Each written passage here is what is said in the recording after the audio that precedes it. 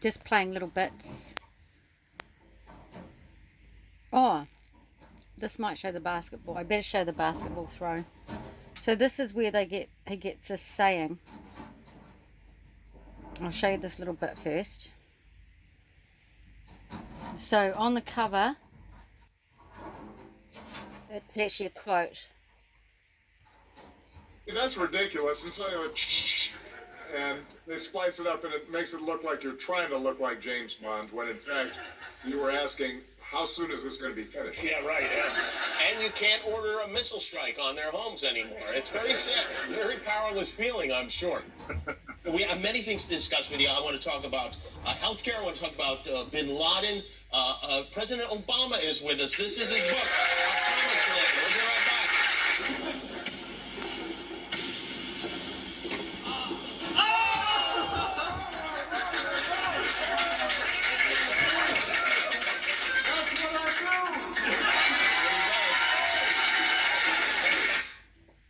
Super cool, eh?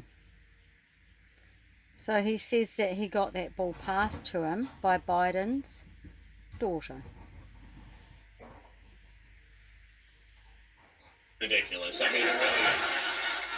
Do you feel that It wasn't bad. when you congratulated Biden and Senator Harris that you were premature in doing that? No, I thought I was right on time. Yeah. He's right on time. Now, I wonder what said. We're going to go to 12. I wonder what said about Osama. Inside the White House, in the eventuality that, in fact, something like this would happen. And what happened to that task force? It got disbanded. Yeah, it got by disbanded, the current yeah. president, but it will be resurrected. And See that word? And it will be resurrected. you know, that will be really important. I wish the transition was going better because we lose time during these crises. As I described, when I came in, we were in the middle of a big crisis, the financial crisis. George W. Bush, he and I had obviously big policy differences, but he's a good man, he's a patriot, and he ordered everybody on his team to work seamlessly with us on the transition. Could not have been more gracious, could not have been more helpful, and that actually helped us be able to get a head start on trying to stem what could have been a Great Depression instead of a Great Recession. It is interesting in reading the book that you can pick what you want to push. There are many things you care about. I'm sure there are a million different things you care about, but there are only so many things you're going to be able to get done as president. So fortunately for us, you chose healthcare as your first big push. And it is going through and reading about how difficult it is to get something like that done, which is crazy, by the way, because it's something that, looking back, people are pretty happy with. But it's amazing that you got it done. It is the slimmest of margins, and to this day, Republicans keep trying to kill it, and to us while they're at it. And that alone is, I think, an accomplishment that you could build a presidency around. I was really proud about that, and I go into detail of all the hurdles and barriers. It's probably the one piece of legislation where I really describe in detail the whole legislative process, the sausage making, as it's called in Washington. You're right. It shouldn't be that hard. Yeah, because when you make sausage, everybody understands that people want to eat the sausage.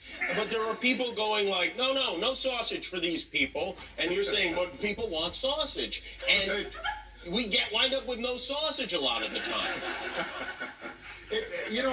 We have some structural barriers that are making government not work. And I described one of them, which is the filibuster in the Senate, where it's not in the Constitution, but somehow now everything requires a supermajority, 60 votes, to get things done, which means that a unified opposition can block anything, and that's what happened during healthcare.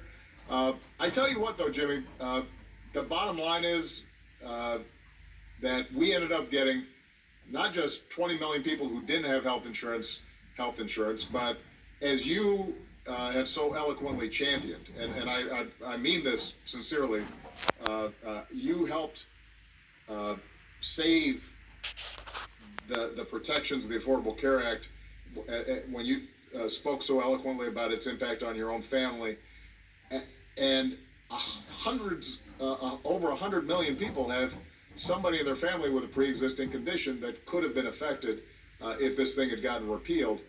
Now I look back and I say that is worth it. And as I describe in the book, the night that we got that done, um, and I was upstairs. Michelle and the girls were on spring break. I was alone with Bo, the dog that Ted Kennedy had given me, and he had been a champion of healthcare who had helped Oh, I thought you meant push Bo. me on this. Bo was also a champion of healthcare, sure. Yeah. Yes, veterinary, sure. You know, that night was the best night of my presidency because I knew this was a hard thing. We got it done, and I was absolutely convinced that once it took, that the American people over time would see the benefits of it. And So you know what he's talking about? He's talking about the mark of the beast. That's what he had to do in his last, when he was the fifth king. That's what he had to do, make sure that was established. So he's fulfilling his destiny. Now it's all ready to go. I've seen the picture of him and Biden talking across the room, opposite each other, opposites. And it's a bit frustrating for him, but I would take this time. I know he's an iPet goat sitting there sweating, the odd tear.